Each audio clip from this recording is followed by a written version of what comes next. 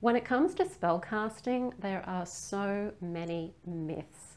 And today I wanted to talk about the 3 most common myths. But before I dive into that, hi, I'm Sandra from mysterywitchschool.com, and if you're new to the channel and you want to learn about Wicca or you want to become Wiccan, hit the subscribe button and the notification bell so that you don't miss any videos. So spellcasting comes with a lot of myths, and these myths come from word of mouth, folklore, writers writing scripts for movies, our mythology, and also our fairy tales and a whole lot of history.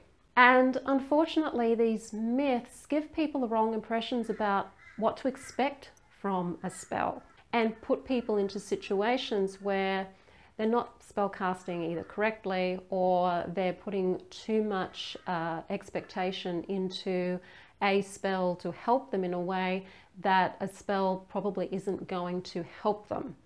It also leads people to fall for a lot of the spellcasting scams that are out there as well, because the myths kind of contribute to the vulnerability of people when it comes to magic. So the first myth about spellcasting is that you have to believe in magic in order for it to work. And that's actually not true. You don't actually have to believe in magic for a spell to work. What you do need to believe in is in the result that you're wanting, and that the result is either coming or that it has already happened. So it's not magic that you need to believe in. It's in your ability to be able to have or achieve whatever it is you're wanting to have or achieve through magic. That means that your faith is really in yourself and in your ability to be able to have it, and your belief that you can have it. And also then to take the steps that you need to take in order to bring it to you, while using spellcasting as an aid for that. But you don't actually have to believe in magic in order for magic to work. It's not about belief, it's about action and belief in your ability to have it, deserve it, and all of those things. That's why mindset is so important for spellcrafting. You need to have the right mindset about yourself in relation to what it is that you're wanting, in order to be able to ensure that you're going to be able to get it. So belief in magic isn't necessary. Number 2 is that one spell will fix it all. So sometimes it does. Sometimes all you need is one spell. It depends on the circumstances. If you've just got one small thing that you want and you're pretty sure that under normal circumstances you probably could achieve it anyway, then doing one spell is probably all you're going to need to do. But if you're wanting something that's a little bit more difficult, or there's more steps involved if you were to do it in the physical, say, like there's a number of goals that you need to achieve before you get to the big goal, if you think of magic like goal setting, then you're probably going to need more than one spell to help you achieve the ultimate result.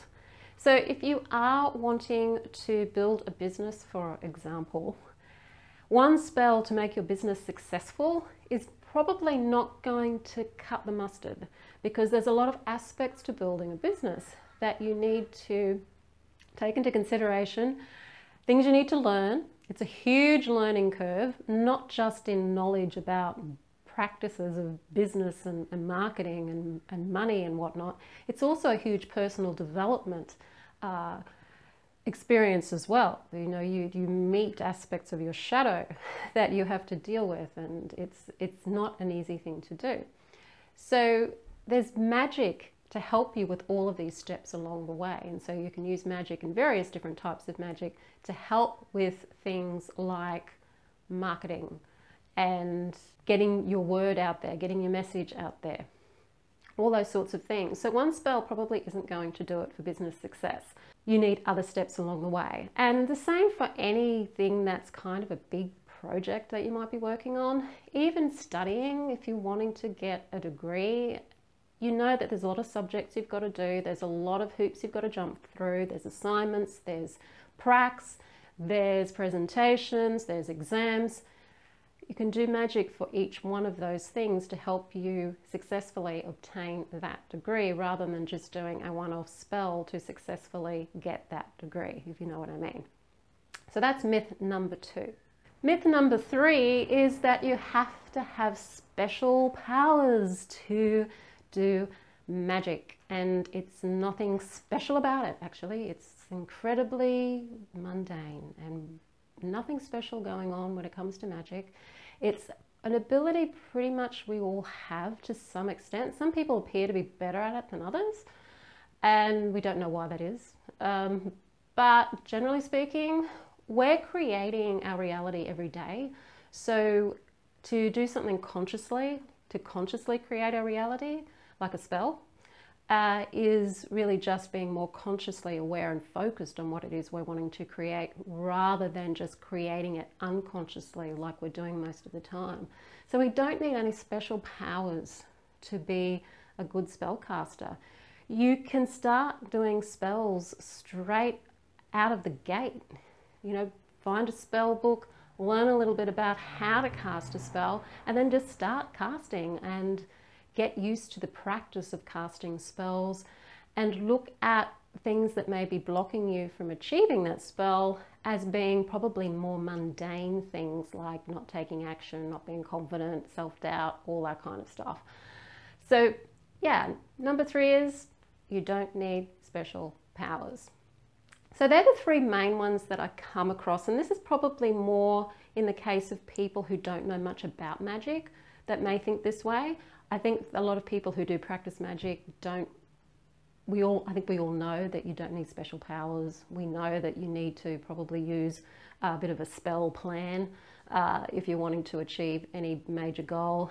And we also know that it's not actually the magic you need to believe in.